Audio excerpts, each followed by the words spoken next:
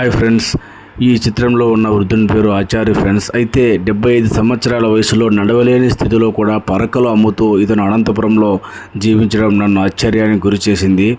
ఇతనికి కుమారులు ఉన్నారు, వాళ్ళంతా బెంగళూరులో ఉన్నారట.